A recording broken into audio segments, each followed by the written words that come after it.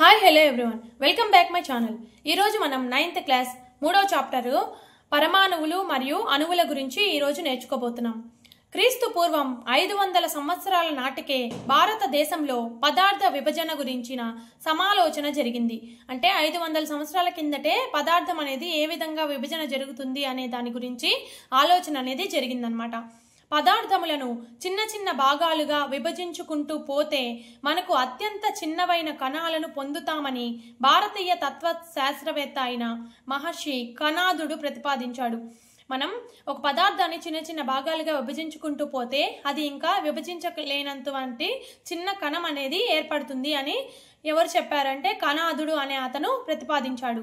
చిట్ట చివరకు ఇంకా ఏ మాత్రం విభజన చెందడానికి వీలు లేని అత్యంత సూక్ష్మ కణాలను పొందే దశకు మనం చేరుకుంటాము. ఈ కణాలని ఏమంటామంటే మనం పరమాణువు అని అంటారు. ఒక చిన్న చిన్న కణాలను విభజించుకుంటూ పోతే ఇంకా దాన్ని విభజించడానికి వీలు లేకుండా ఉన్న దశకు మనం చేరుకున్నట్లయితే ఆ దశలో ఆ కణాన్ని ఏమని పిలుస్తాము? పరమాణువు అని పిలుస్తామన్నమాట. సాధారణంగా పరమాణువు కణాలు సంయోగ రూపంలో ఉండి వివిధ పదార్థ రూపాలను ఏర్పరుస్తాయని తెలిపిన వారు పక్కుద కాత్యాయమ. ఈయన సంయోగ రూపంలో ఉండి వివిధ పదార్థాల యొక్క రూపాలను ఏర్పరుస్తాయని తెలియజేశాడనమాట. ప్రాచీన గ్రీకు తత్వవేత్తలైన డెమోక్రటిస్ మరియు లూసిప్పస్లు కణాలను విభజించుకుంటూ పోతే ఇంకా ఏమాత్రం విభజించలేని కణాలు పొందే దశ అని తెలియజేశారు.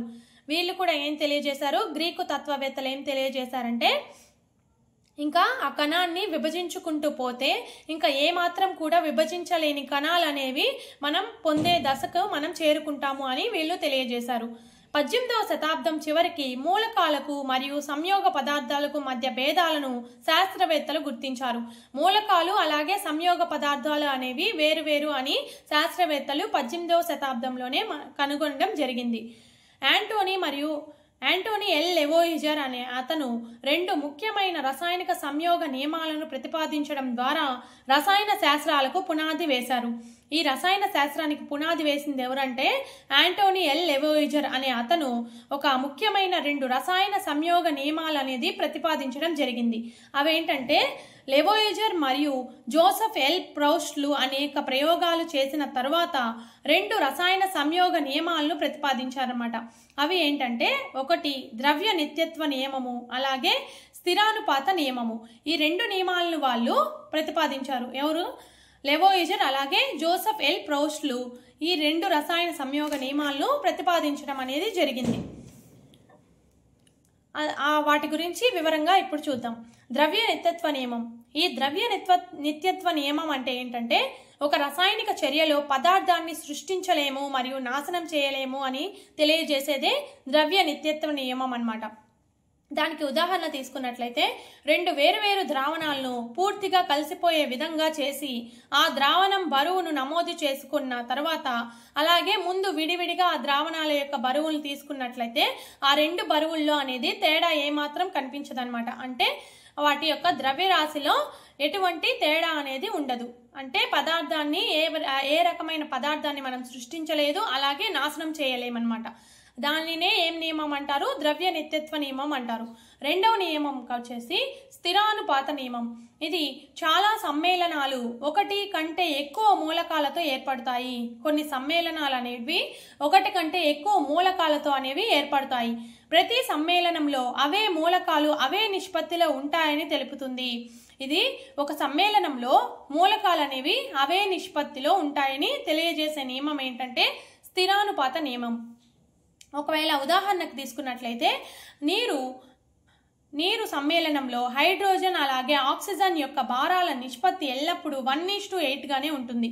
ఇప్పుడు నీరు అంటేనే H2O, హైడ్రోజన్ యొక్క నిష్పత్తి 1గా అలాగే ఆక్సిజన్ యొక్క నిష్పత్తి 8గానే ఉంటుంది. అది నీరు సమ్మేళనం తీసుకున్నట్లయితే. అలాగే అమోనియాని ఏ పద్ధతిలో తయారు చేసినా కూడా ఏ మూలం నుంచి దాన్ని అమోనియాన్ని సంగ్రహించినప్పటికీ కూడా దానిలోని నైట్రోజన్ అలాగే హైడ్రోజన్ల యొక్క భార నిష్పత్తి అనేది 14:3 నిష్పత్తిలోనే ఎప్పుడూ ఉంటుంది. దీనినే ఏమంటారు? స్థిరానుపాత నియమం అని అంటారనమాట. ఒక రసాయనిక పదార్థంలో ఉన్న మూలాలు ఎల్లప్పుడూ స్థిర భార నిష్పత్తిలో ఉంటాయని ప్రౌస్ట్ పేర్కొన్నారు. ఇది స్థిర భార నిష్పత్తిలోనే ఉంటాయి అని చెప్పి ఎవరు పేర్కొన్నారు? ప్రౌస్ట్ అనే అతను పేర్కొన్నారు. పై రెండు నియమాలకు సరైన వివరణ ఇవ్వలేకపోయారు. వీళ్ళు ఏం చేశారంటే ఈ రెండు నియమాలు, ద్రవ్య నిత్యత్వ నియమము అలాగే స్థిరానుపాత నియమాలకి, రెండు నియమాలకి వీళ్ళు వివరణ అనేది ఇవ్వలేకపోయారు. తర్వాత పదార్థం యొక్క స్వభావం గురించిన ఒక ప్రాథమిక సిద్ధాంతాన్ని బ్రిటిష్ రసాయన శాస్త్రవేత్త అయిన జాన్ డాల్టన్ అందించారన్నమాట.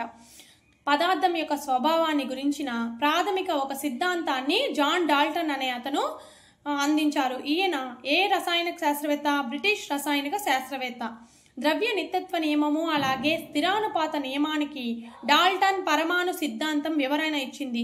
ఈయన కనిపెట్టిన సిద్ధాంతం పేరేంటంటే, ఆయన పేరు మీదుగానే డాల్టన్ పరమాణు సిద్ధాంతాన్ని కనిపెట్టాడనమాట. ఈ రెండు నియమాలను ఆధారంగా చేసుకొని ఈయన డాల్టన్ పరమాణు సిద్ధాంతాన్ని వివరణ ఇచ్చాడనమాట.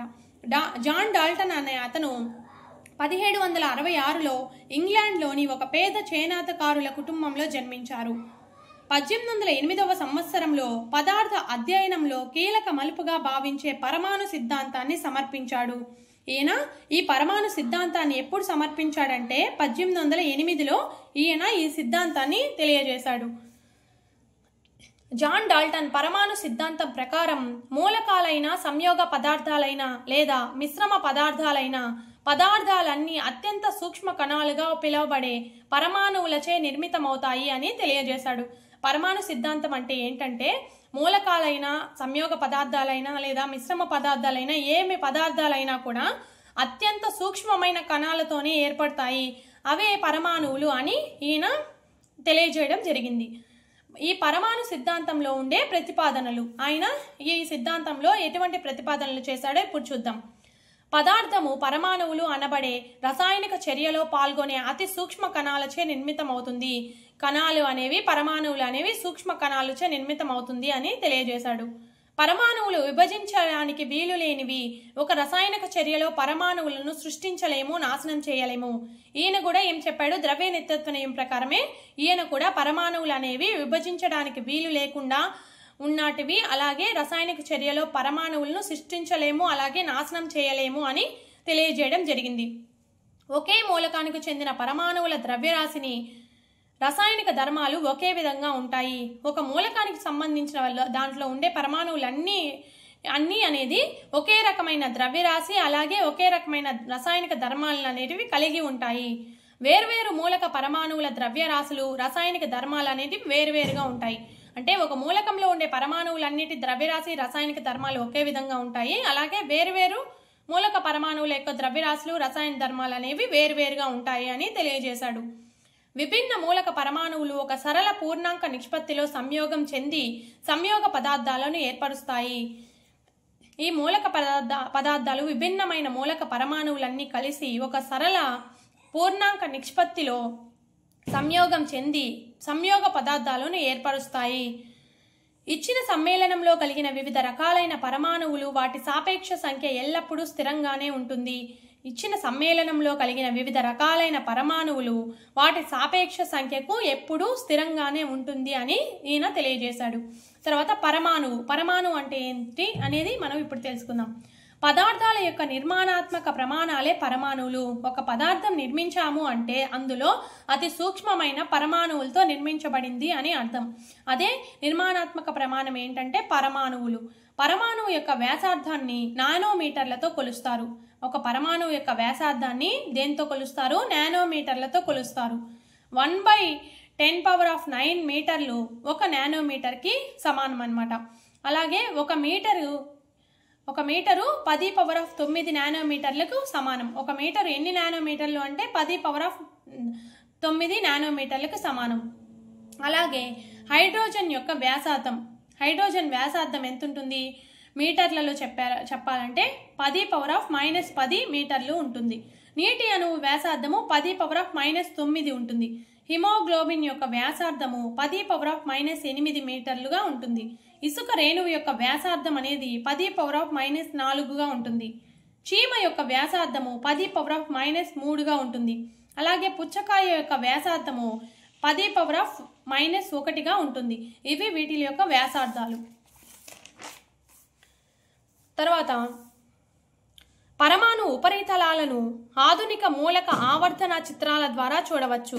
ఒక పరమాణువు అతి చిన్నదిగా ఉంటుంది కాబట్టి దాని యొక్క ఉపరితలాన్ని ఏ చిత్రాల ద్వారా మనం చూడొచ్చు అంటే ఆధునిక మూలక ఆవర్తన చిత్రాల ద్వారా మనం ఆ పరమాణువు యొక్క ఉపరితలాన్ని మనం చూడవచ్చు. వివిధ మూలకాల యొక్క పరమాణువుల ఆధునిక సంకేతాలు. మూలకాలకు సంకేతాలను ఉపయోగించిన మొట్టమొదటి శాస్త్రవేత్త డాల్టన్. మూలకాలకి ఒక సంకేతం అనేది ఉంటుంది అని చెప్పి మొట్టమొదటిగా ఉపయోగించిన వారు ఎవరంటే డాల్టన్. మూలకాల సంకేతాలను మూలకాల పేర్లలోని 1 లేదా 2 అక్షరాలతో తయారు చేయవచ్చని బెర్జీలియస్ సూచించారు. ఈ మూలకాల సంకేతాలను ఉపయోగించిన ఆయన వచ్చేసి డాల్టను. ఆ సంకేతాలకు వాటిలో ఉండే పేర్లలో మొదటి 2 అక్షరాలతో చేయొచ్చు అని చెప్పింది ఎవరంటే బెర్జీలియస్ అనే అతను సూచించారనమాట. డాల్టన్ ప్రతిపాదించిన కొన్ని మూలకాల యొక్క సంకేతాలు ఇక్కడ ఇవ్వడం జరిగింది.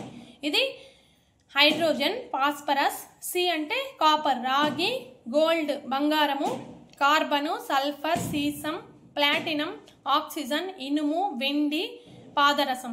ఇక్కడ ఈ లెటర్స్ ఉండేటివైతే మనం ఈజీగా గుర్తుపెట్టుకోవచ్చు. మిగతావైతే కొంచెం మనం గుర్తుపెట్టుకోవాలి. ప్రారంభంలో మూలకాల పేర్లను వాటికి ముందుగా కనుగొన్న ప్రాంతం నుంచి రాబట్టారు. ఫస్ట్ వీటి యొక్క పేర్లను ఎట్లా రాబట్టారంటే వాటిని కనుగొన్న ప్రదేశం ఆధారంగా వాటి యొక్క పేర్లు అనేటివి కనుక్కోవడం జరిగింది. ఉదాహరణకు రాగి పేరును కైప్రస్ నుంచి తీసుకున్నారు. అంటే రాగిని కాపర్ అంటాం కదా, సితో సూచిస్తున్నారు. అంటే అది కైప్రస్ దగ్గర నుంచి తీసుకున్నారు కాబట్టి దాన్ని సితో సూచించడం జరిగింది. కొన్ని పేర్లను వాటికున్న ప్రత్యేక రంగుల నుంచి తీసుకున్నారు. అంటే పసుపు రంగు అనే అర్థం వచ్చే ఆంగ్ల పదం నుంచి బంగారం తీసుకోబడింది. ఈ రోజుల్లో మూలకాల పేర్లను వాటి సంకేతాలను మరియు వాటి ప్రమాణాలను IUPAC అంటే international union of pure and applied chemistry అంటే అంతర్జాతీయ శుద్ధ మరియు అనువర్తిత రసాయనాల సమాఖ్య అనే సంస్థ అనేది నిర్ధారిస్తుందన్నమాట. అంటే ఆ మూలకాల పేర్లు అలాగే వాటి సంకేతాలు వాటి ప్రమాణాలను ఏ సంస్థ నిర్ధారిస్తుంది అంటే IUPAC అనే అంతర్జాతీయ శాస్త్రీయ సంస్థ అనేది నిర్ధారిస్తుందన్నమాట. చాలా మూలకాలు వాటి ఇంగ్లీష్ పేర్లలోని మొదటి 1-2 అక్షరాలతో తీసుకోబడడం జరుగుతుంది. ఎల్లప్పుడూ మొదటి అక్షరం పెద్దదిగాను రెండవ అక్షరం ఎల్లప్పుడూ చిన్న అక్షరంగా సూచిస్తారు. మనం రాసేటప్పుడు కూడా మూలకం రాయాలంటే ఫస్ట్ అక్షరం అనేది పెద్దదిగా క్యాపిటల్ లెటర్ ఉండాలి, రెండవ అక్షరం అనేది స్మాల్ లెటర్గా రాస్తామన్నమాట. ఉదాహరణకు తీసుకున్నట్లయితే హైడ్రోజన్ మాత్రం హెచ్గా సూచిస్తారు. అల్యూమినియం అంటే AL, ఏ క్యాపిటల్గా, ఎల్ స్మాల్ లెటర్గా రాయాలి. కానీ ఏ క్యాపిటల్ ఎల్ క్యాపిటల్ ఈ విధంగా రాయకూడదు. కోబాల్ట్ COగా రాయాలి, కానీ CO ఈ విధంగా రాయకూడదు అనమాట. ఇతర మూలకాల సంకేతాలను వాటి లాటిన్, జర్మనీ లేదా గ్రీకు పేర్ల నుంచి తీసుకున్నారు. కొన్ని మూలకాలను మాత్రం వాటి లాటిన్, జర్మనీ, గ్రీకు పేర్ల నుంచి తీసుకోవడం జరిగింది. అలా ఆ మూలకాలు ఏంటో ఇప్పుడు చూద్దాము. ఎగ్జాంపుల్కి ఇనుము సంకేతం Fe అంటే ఫెర్రస్ అనమాట. లాటిన్ పదం నుంచి ఫెర్రం నుంచి వచ్చింది అనమాట. సోడియం యొక్క సంకేతం ఏంటి? Na అనేది కూడా నేట్రియం అనే లాటిన్ పదం నుంచి వచ్చిందనమాట. పొటాషియం సంకేతం వచ్చేసి K అనమాట. K జర్మనీ పదమైన కాలియం నుంచి తీసుకోవడం జరిగింది. ప్రతి మూలకానికి ఒకే పేరు మరియు ఏకైక రసాయన సంకేతం కలిగి ఉంటుంది. ప్రతి మూలకానికి ఒక రకమైన రసాయనిక సంకేతం అనేది కలిగి ఉంటుందన్నమాట. పరమాణు ద్రవ్యరాశి. ఈ పరమాణు ద్రవ్యరాశి అనేది ఏంటంటే డాల్టను పరమాణు సిద్ధాంతంలో ప్రతిపాదించిన అతి ముఖ్యమైన భావనే పరమాణు ద్రవ్యరాశి అన్నమాట. ఆయన ప్రకారం ప్రతి మూలకానికి ఒక విలక్షణమైన పరమాణు ద్రవ్యరాశి ఉంటుంది అని అతను తెలియజేశాడనమాట. గతంలో పరమాణు ద్రవ్యరాశి ప్రమాణాలను AMU సంక్షిప్తీకరించారు. కానీ తాజాగా IUPAC అంటే ఏంటంటే అంతర్జాతీయ శాస్త్రీయ సంస్థ అనమాట. International union of pure and applied chemistry ఈ సిఫారసుల మేరకు దానిని AMUను Uగా నిర్వచించారన్నమాట. ఇక్కడ కొన్ని పరమాణువుల యొక్క ద్రవ్యరాశిని డిస్ప్లేలో ఇవ్వడం జరుగుతుంది.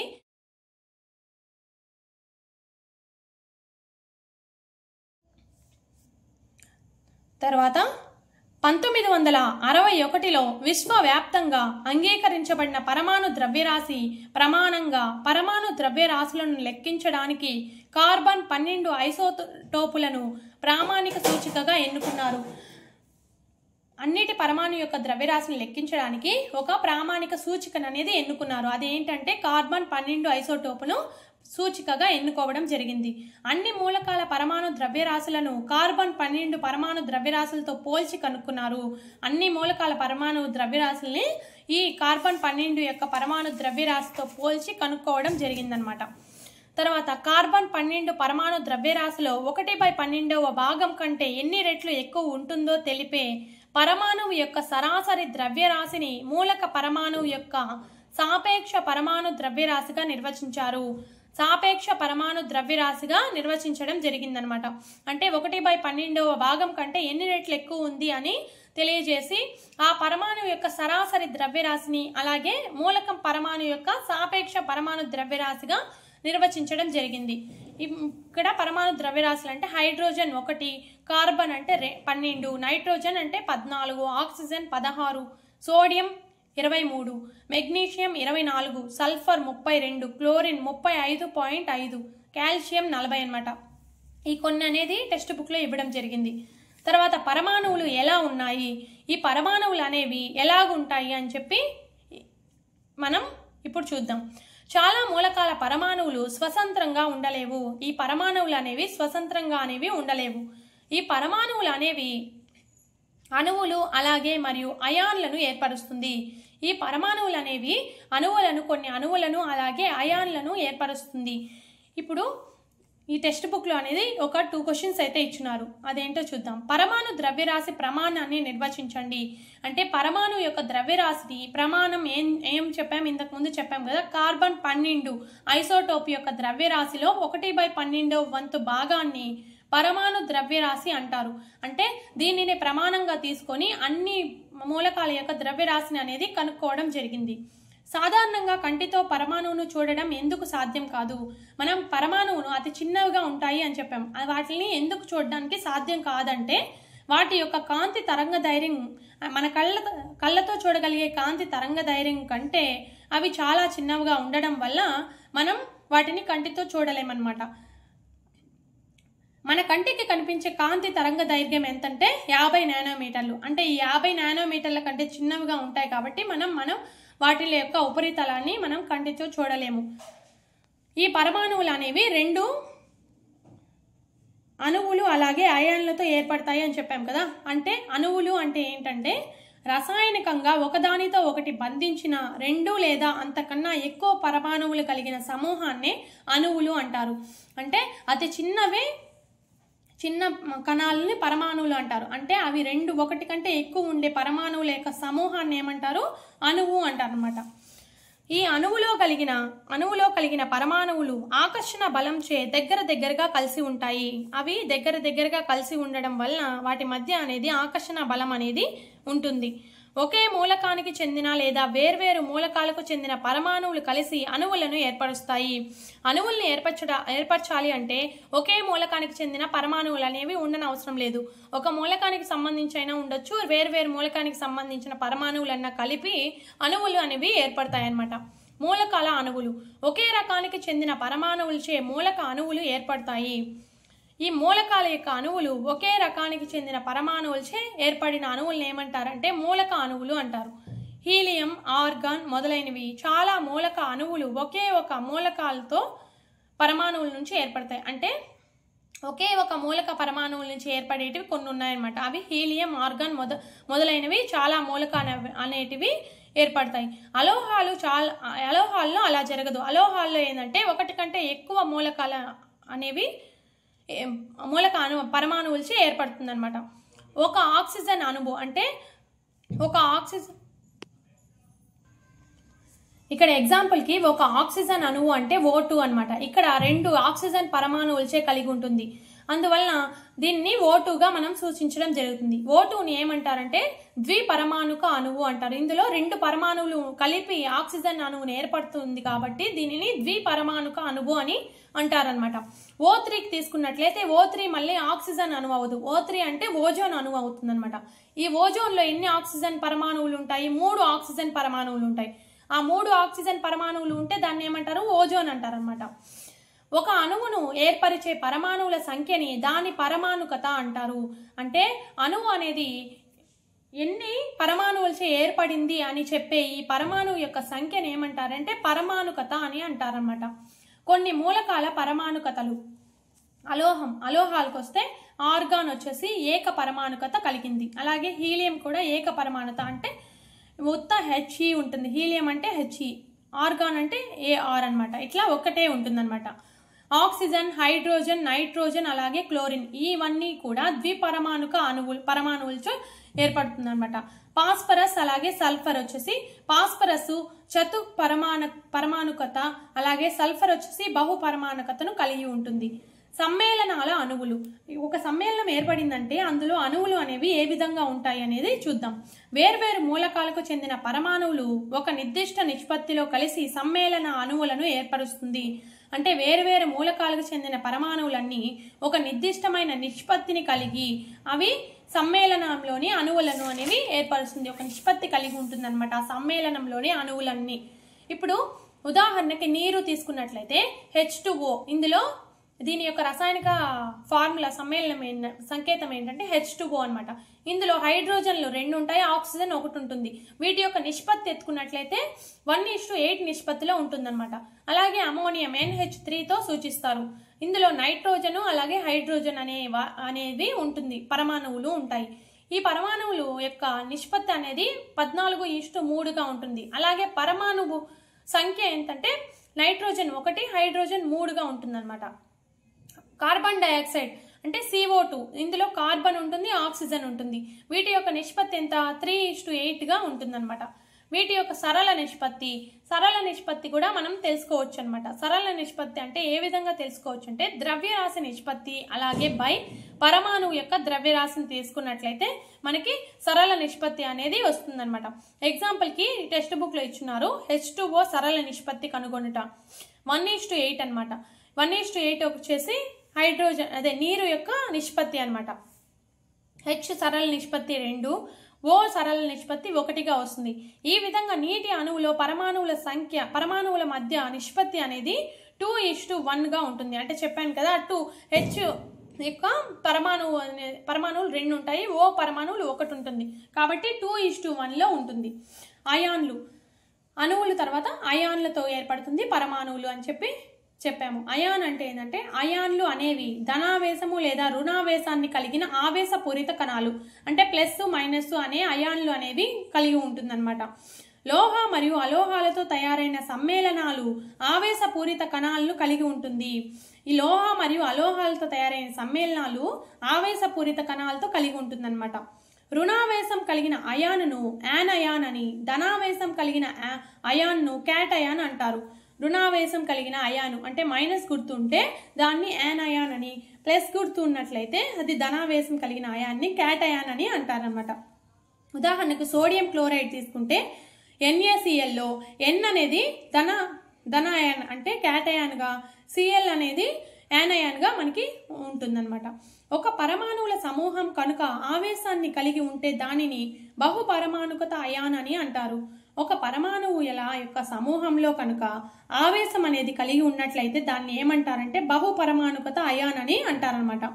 అందులో ఎగ్జాంపుల్ వచ్చేసి కాల్షియం ఆక్సైడ్ అంటే కాల్షియము ఆక్సిజన్ ఉంటుంది.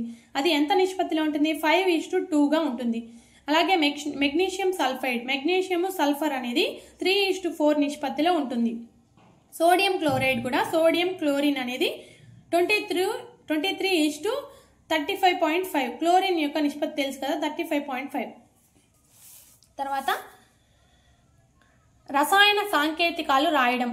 రసాయన సాంకేతికాలు మనం ఏ విధంగా రాయాలి అని ఇప్పుడు తెలుసుకుందాం. ఒక సమ్మేళనం యొక్క రసాయనిక సాంకేతికం అనగా దాని రసాయనిక సంఘటనాన్ని గుర్తుతో సూచించుట. వాటి యొక్క గుర్తుతో సూచించడాన్ని రసాయనిక సమ్మేళనంని సాంకేతికత అని మనం అంటాం. ఒక మూలకం యొక్క సంయోగ సామర్థ్యాన్ని దాని సంయోజకత అంటారు. ఆ మూలకం యొక్క సంయోగ సామర్థ్యాన్ని అంటే అది ఏ విధంగా సంయోగం చెందుతుందో దాని యొక్క సామర్థ్యాన్ని సంయోజకత అంటారు. ఒక మూలక పరమాణువులు ఏ విధంగా లేదా ఎన్ని ఇతర మూలక పరమాణువులతో సంయోగం చెందిందో తెలుసుకోవడానికి సంయోజకత ఉపయోగపడుతుంది. ఈ సంయోజకత ఏ విధంగా ఉపయోగపడుతుందంటే ఒక మూలకం యొక్క పరమాణువులు ఏ విధంగా లేదా ఎన్ని ఇతర మూలక పరమాణువులతో సంయోగం చెందిందో మనం తెలుసుకోవడానికి ఉపయోగపడేదే సంయోజకత అన్నమాట. సంయోజకతను ఆ పరమాణువు యొక్క భుజాలు మరియు చేతులుగా భావించవచ్చు. ఒక పరమాణువుల యొక్క సంయోజకతని ఏ విధంగా భావించవచ్చు అని చెప్తున్నారంటే భుజాలు అలాగే చేతులుగా భావించవచ్చు. హైడ్రోజన్ క్లోరైడ్ సాంకేతికము HCl అనేది ఏ విధంగా మనం రసాయనిక సమ్మేళనం రాయొచ్చు అంటే HCl, H ఇది క్రాస్ మల్టిప్లికేషన్ చేసినట్లుగా H వచ్చేసి పరమాణుకత అనేది 1, క్లోరిన్ కూడా 1, అంటే ఈ రెండు యొక్క సంయోజకత అనేది 1:1గా మనం తీసుకోవచ్చు. హైడ్రోజన్ సల్ఫైడ్, హైడ్రోజన్ 2 అనమాట, H2S, HS ఇక్కడ 2 H కాబట్టి H2 అలాగే 1 S ఈ విధంగా రాయడం జరుగుతుంది. తర్వాత కింద కొన్ని క్వశ్చన్స్ అయితే ఇచ్చినారు. సోడియం ఆక్సైడ్ అంటే దాన్ని యొక్క రసాయనిక సంకేతంగా ఎట్లా రాస్తాము అంటే Na2O, అల్యూమినియం క్లోరైడ్ అంటే AlCl3, సోడియం సల్ఫైడ్ అంటే Na2S, మెగ్నీషియం హైడ్రాక్సైడ్ అంటే MgOH(2). కింది వాటిలో ఎన్ని పరమాణువులు కలవు? ఈ కింది వాటిలో ఎన్ని పరమాణువులు ఉన్నాయి అని చెప్పి అడుగుతున్నారు అన్నమాట. ఇక్కడ H2S అది 2 హైడ్రోజన్లు అలాగే 1 సల్ఫర్ అన్నమాట. ఇది 2+3 అన్నమాట. సారీ 2+1 = 3 అన్నమాట. ఇది పరమాణువులు 3 పరమాణువులు కలిసి ఉన్నాయి. ఇందులో 4 ఆక్సిజన్ అలాగే 1 ఫాస్ఫరస్ ఉందన్నమాట. 1 × P 4 × O = 5 అన్నమాట. అణు ద్రవ్యరాశి ఒక పదార్థం అణువులో ఉండే అన్ని పరమాణువుల యొక్క పరమాణు ద్రవ్యరాశుల మొత్తాన్ని ఆ అణువు యొక్క ద్రవ్యరాశి అంటారు. ఒక పదార్థంలో అణువుల్లో ఉండే అన్ని పరమాణువుల యొక్క ద్రవ్యరాశిని మొత్తాన్ని కలిపితే ఆ అణువు యొక్క ద్రవ్యరాశి అని అంటారన్నమాట. ఉదాహరణకు నీటి యొక్క సాపేక్ష అణు ద్రవ్యరాశి ఇది క్యాలిక్యులేషన్ చేసినట్లయితే H2O, నీటి యొక్క రసాయనిక సాంకేతికం H2O, హైడ్రోజన్ అలాగే ఆక్సిజన్ వీటి యొక్క పరమాణు ద్రవ్యరాశి 1U అలాగే ఆక్సిజన్ కి 16U. సాపేక్ష అణు ద్రవ్యరాశి వచ్చేసి H2O వచ్చేసి 2 × 1 అంటే 2 హైడ్రోజన్లు ఉన్నాయి కాబట్టి 2 × వాటి యొక్క పరమాణు ద్రవ్యరాశి 1 అలాగే ఓకి వచ్చేసి 1 ఉంది కాబట్టి 1 × 16 పరమాణు ద్రవ్యరాశితో ఇంటూ చేయాలన్నమాట. అప్పుడు చేస్తే 184గా వస్తుంది. ఇది కూడా HNO3 యొక్క సాపేక్ష అణు ద్రవ్యరాశి ఎంత వస్తుంది? 634గా వస్తుంది అనమాట. ఫార్ములా యూనిట్ ద్రవ్యరాశి అంటే ఒక సమ్మేళనంలో కలిగిన ఫార్ములా యూనిట్ నందలి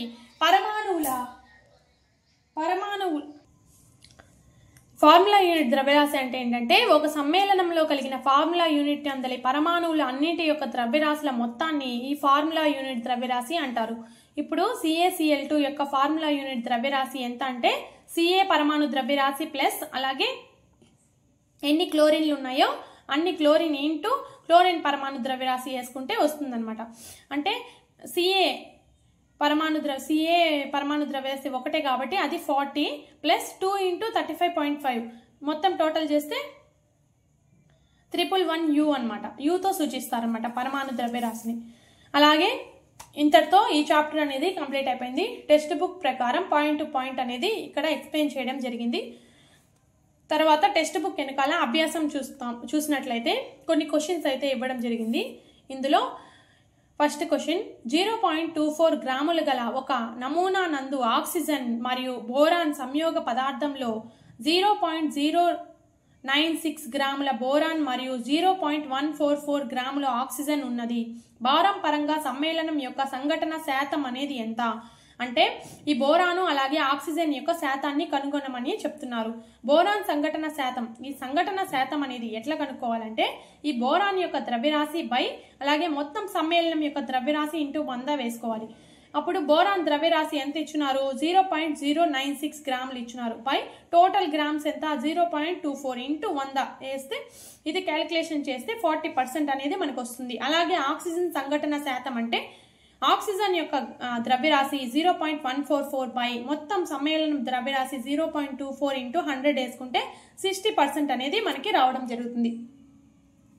తర్వాత నెక్స్ట్ వచ్చేసి 3.0 గ్రాముల కార్బన్ను 8.0 గ్రాముల ఆక్సిజన్లో మండిస్తే 11.0 గ్రాముల కార్బన్ డైఆక్సైడ్ అనేది ఉత్పన్నమైంది.